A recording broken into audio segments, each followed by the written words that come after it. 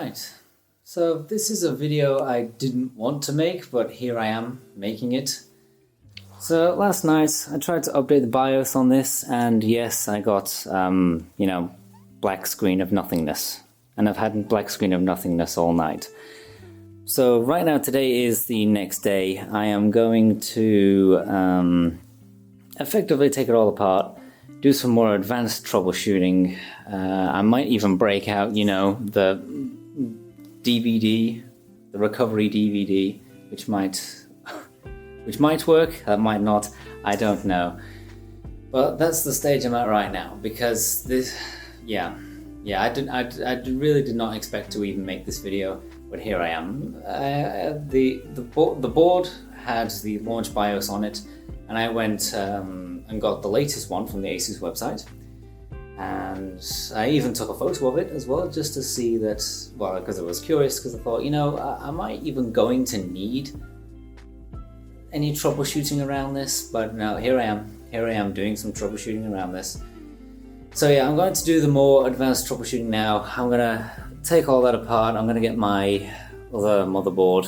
I'm gonna get that now. And So, I've tried using different graphics cards. I've tried using a different monitor that's over there. I've tried, what else have I tried? Different RAM. I haven't tried different RAM. I might do that soon, but...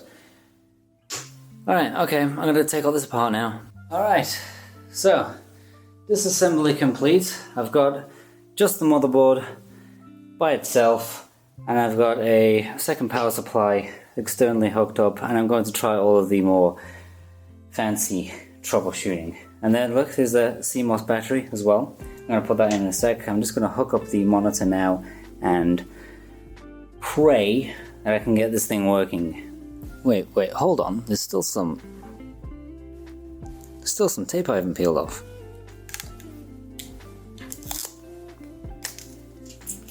Yeah, that's so much better. It might work now. Alright, so I've got my old motherboard set up there, and look, everything seems to be, working fine and dandy.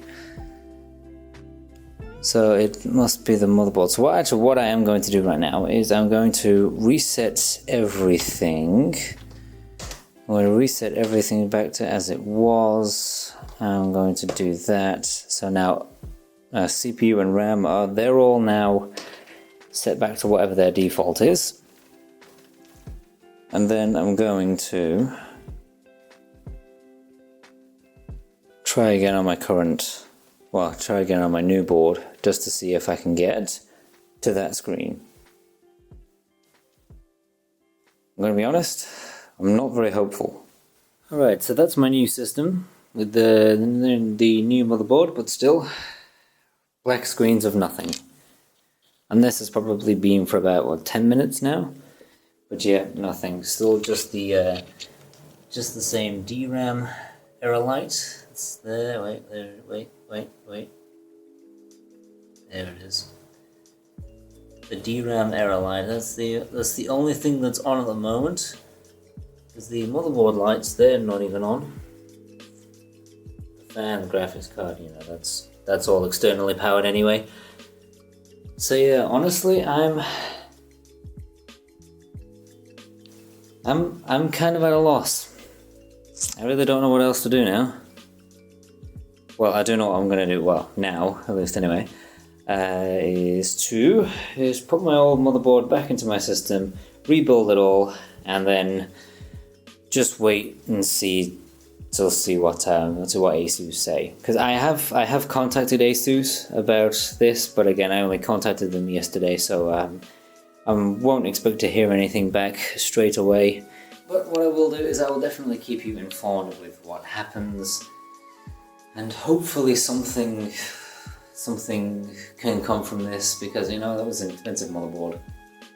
Well, 400 Australian dollars is what I paid for it, and I really don't want that to go down the drain. I really don't. But for now, at least, yes, I'm going to have to put my old system back together and wait and see. That was 3 weeks ago, and I'm making this half of the video to tell you about, well, to give you an update of everything that has happened. And there's quite a lot has actually happened. So, first of all, I did find what the issue was. And that was actually thanks to a person who left a comment on the previous video of this little mini-series.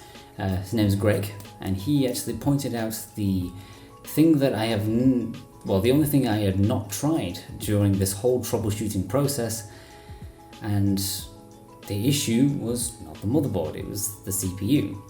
He was the one that got me aware of the fact that there are issues with first gen chips onto the X470 and X570 motherboards, and honestly I didn't even know about that until I started reading into it.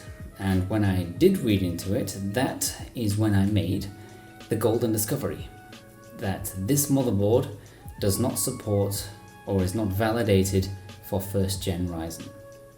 That's it. And at the time I did not have a second or third gen chip, so I did the thing that you should absolutely never do when troubleshooting hardware, and that is buy more of it. I did purchase a third gen chip and all up and running. All fine. That was it. Honestly, how I got it to work before, it was honestly probably just a fluke. I mean, the key word there is validated, which means your mileage may vary, similar to how you can get, or similar to how Windows 7 is not validated for Ryzen. Again, you can get it to work, but again, you might face issues here and there. Now, I did contact, throughout this whole troubleshooting process, I did contact the retailer that I did purchase this from, and their response was effectively not our problem, which, to be fair to them, it really isn't their problem. I mean, they're just the resellers. But at least they responded. Unlike Asus, who now 18 days since my initial email request for technical support, nothing. I have heard nothing from no one from Asus. And that was 3 email requests and 2 phone calls to their Australian support line. Nothing. And from the comments that I keep seeing, I'm not the only person that has heard who is trying to get hold of Asus and is not, and they're just not responding for whatever reason. I don't know what the issue is there, but I definitely know that it is definitely not good enough. I mean, I am an Asus customer. I mean, I've bought, well, there's a Strix 1080 in there and a B350 motherboard.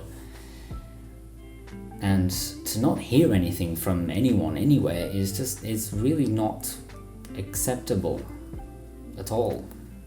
And at the end of the day, really, this was a fairly simple issue that could have been just solved with one email. Just one. Just to let me know that, yes, this motherboard does not support the first gen chips. That's it. That's all that was required. But again, that's the situation that I'm in. But it's now all done. It is now completely up and running. I can finally move on with projects that I wanted to do, and which includes a lot of tech videos as well. I'm still going to be keeping doing those as well, especially because of the most recent ones that I have been doing, who have been getting some really good support and really good comments with people helping each other out, and I've been helping out as well. By all means, I don't know everything. I mean, this video is a plain example of that, but it's really good that everyone in the comments is trying to help each other, and that's really cool. So I'm definitely going to keep doing this. Let me know if you've had any other issues as well, and I will see you in the next video. I suppose the upshot is that I now have a 3900X. Let me know if you want to see a video on this.